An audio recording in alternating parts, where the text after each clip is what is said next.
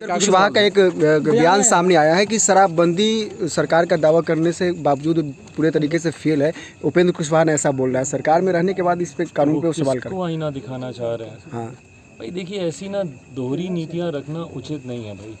जिसके साथ रहिए या तो ईमानदारी के साथ रहिए, और अगर जस्ट बिकॉज कि उन्होंने आपको मंत्री नहीं बनाया, उप मुख्यमंत्री नहीं बनाया, आपको कोई पद नहीं दिया, ये नहीं किया, उसके बाद आप इस तरीके से बोलने लग जाएंगे, भाई कहीं पे तो इंसान टिकेगा ना। इस तरीके की राजनीति कब तक बिहार में ये लोग करते रहेंगे? नीतीश जी हैं उनके नेता, उनका समझ में नहीं आता भैया। एक दिन सुबह मन करेगा तो राजद के साथ जाएंगे, अगले दिन सो के उठेंगे मन करेगा तो भाजपा के साथ जाएंगे, फिर मन बदलेगा फिर राजद के साथ जाएंगे, अब अगर पुनः मन बदल जाएगा फिर इधर आने का ये लोग सोचेंगे। तो भाई एक जगह आप रहिएगा। यही उपेंद्र कुशवाहा जी थे जो 2020 में उनकी पार्टी के नेता, उनके राष्ट्रीय अध्यक्ष जो ये बोलते रहते हैं ललन जी कि भाई चिराग मॉडल पे काम किया, चिराग मॉडल पे काम किया। तो उपेंद्र कुशवाहा जी क्या कर रहे थे? वो भी तो चिराग मॉडल पे ही काम कर रहे थे 2020 के चुनाव में। और 2020 के चुनाव परिणामों में जब उनको पता चला कि उनका कोई जनाधार नहीं है, भाई हम लोगों को तो फिर भी 6% मत मिला ना, उनको क्या मिला था? तो जब उनको पता चला उनका कोई जनाधार नहीं है तो वापस उन्हीं की शरण में चले गए जिनके बारे में बोलते थे। और अब वहाँ पे आज सफोकेटेड फील कर रहे हैं क्योंकि इनके हिसाब से इनको मंत्रिमंडल में कहीं पे इनको जगह नहीं मिली। तो आज पुनः ये बयानबाजी। भाई आप जब ये शराबबंदी पे सवाल उठाते हैं, ये सवाल तो हम लोग कब से उठा रहे हैं। आज आप किसको आईना दिखा रहे हैं? मुख्यमंत्री जी को ही आईना दिखा रहे हैं ना। ये बातें करने से कुछ नहीं होगा। धरातल पे जो समस्याएं हैं उस पर उतर कर अगर कोई संघर्ष करने के लिए तैयार है तो सामने आए, नहीं तो ये दबाव की राजनीति करने से किसी को लाभ नहीं। जिस मांझी और उपेंद्र कुशवाहा जो सवाल खड़ा कर रहे हैं कि कोऑर्डिनेशन कमेटी का मांग कर रहे हैं और अपने ही सरकार पे सवाल कर रहे हैं, तो क्या लग रहा है कि आप महागठबंधन में सब कुछ ठीक नहीं है? ये लोग बाएं दाएं से निकलने का रास्ता तलाश रहे हैं। हाँ। और दबाव की राजनीति कर रहे हैं। सोच रहे हैं कि दबाव बना के किसी उपचुनाव में एक सीट ले लेंगे, सोच रहे हैं कहीं पे दबाव बना के। भाई क्या हो गया? क्या हो गया? इनमें से कोई गया तो था नहीं गोपालगंज। ना मांझी जी गए, ना उपेंद्र कुशवाहा जी गए, ना इनके मुख्यमंत्री गए, कोई तो गया नहीं।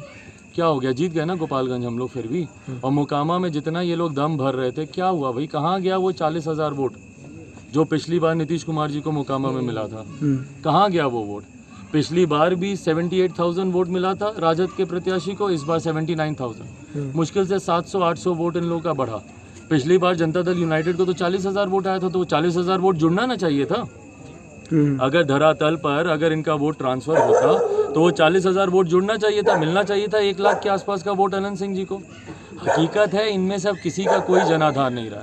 ये जितने नेता इस तरीके के जो बगल झाँकने का जो काम करते हैं और दबाव की राजनीति करने का प्रयास करते हैं, बिहार की जनता इतनी जागरूक हो गई है कि वो इनकी राजनीति को समझ रही है। और यही कारण है किसी का कोई जनाधार नहीं रहा। उपेंद्र जी वगैरह तो खैर भूल ही जाइए, कभी इन लोगों का वैसे भी नहीं था। पर मुख्यमंत्री नीतीश कुमार जी का भी इस बार के उपचुनाव में दिखा दिया गया है बिहार की जनता ने कि इनका कोई जनाधार नहीं है। इनका फिर एनडीए में आने का मन बना रहे हैं क्या ये लोग? भाई प्रयास तो वही कर रहे होंगे। अच्छा, कैबिनेट में आपको जगह मिलने जा रहा है? केंद्र में मंत्री बनने जा रहे हैं क्या? केंद्र में मंत्री बनने का अगर इतना ही मुझे शौक होता भाई तो मैं 2020 के चुनाव ही अकेले नहीं लड़ता ना। मैं तो तब से ही मैं नतमस्तक रहता मुख्यमंत्री नीतीश कुमार जी के सामने। आप सब जानते हैं अगर 2020 का चुनाव में साथ में मिलकर लड़ता, जितनी सीटें मिलती उतनी पे मैं जीतता। बिहार में मेरे 2 मंत्री होते, केंद्र में मैं खुद मंत्री होता। पर मुझे भाई, मैं जिस परिवार से आता हूँ, जिस